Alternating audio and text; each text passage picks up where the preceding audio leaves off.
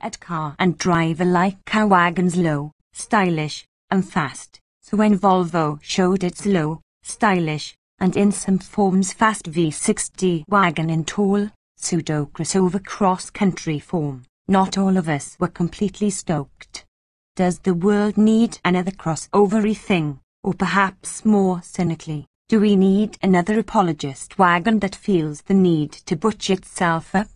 Furthermore, does Volvo, of all companies, need a car like this, given that the V60 Cross Country will share showroom space with a thematically similar XC70?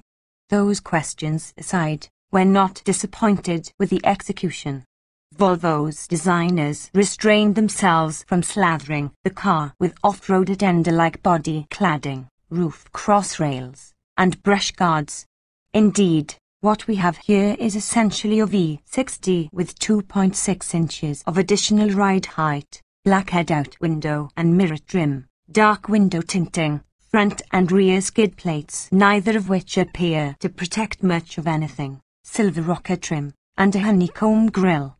The fender arches are trimmed in black to visually fill the gap created by the lifted suspension, and whether you choose the $41,940 Premier or the $45,590 Platinum trim level, every V60 Cross Country will ride on the same set of diamond-cut 18-inch wheels wrapped with 23,550 Continental all-season tires.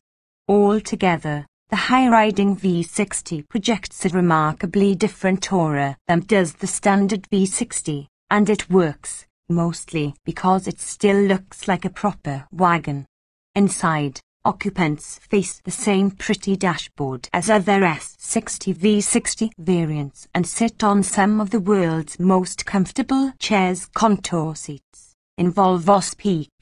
Our test example was gussied up with $400 wood inlays, although the advancing age of the interior design is evident in the button-heavy center stack and fussy user interface.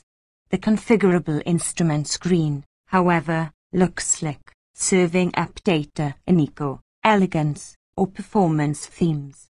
Low-pile seats-like floor mats and contrast-stitched leather upholstery also are standard, along with navigation, a sunroof, and Wi-Fi hotspot connectivity.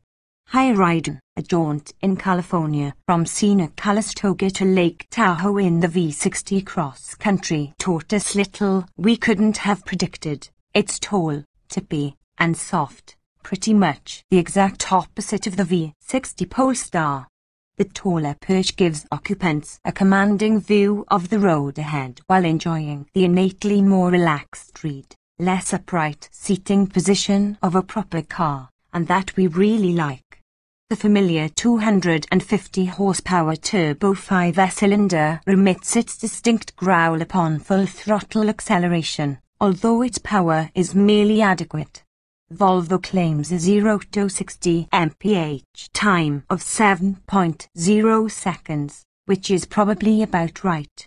The steering and brakes lack much in the way of zero bite, and amplified body motions lower cornering speeds to crossover levels. On the upside, the ride is velvety and the cabin remains hushed even at triple-digit speeds.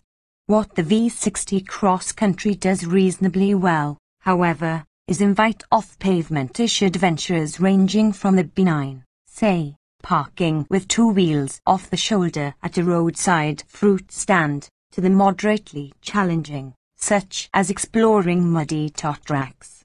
We wouldn't attempt much more, though.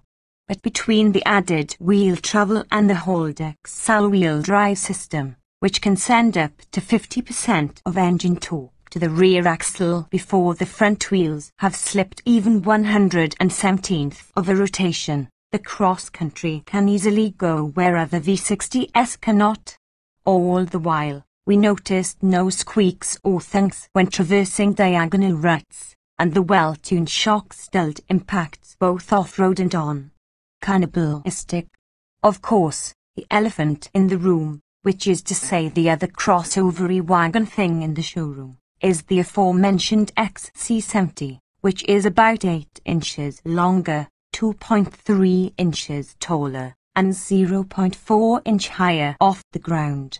And at $38,490, its base price is cheaper than the V60 Cross Country's. Add in its vastly more capacious cargo area, 72.1 cubic feet maximum versus 43.8 for the V60, and the XC70 is the more sensible choice, even though the V60cc's lackluster 2,028 miles per gallon city highway fuel economy is better than that of the XC70 AWD and its straight 6. So what's the point of the V60 Cross Country? By Volvo's own admission, the V60 Cross Country is unashamedly more about style than practicality, the oddball S60 Cross Country sedan version being even more so.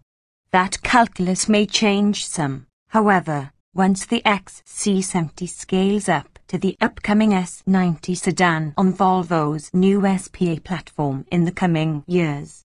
While it's debatable whether the world needs another Focus, it's nice that another station wagon has been added to the landscape, and we'll continue to take those in whatever form they come.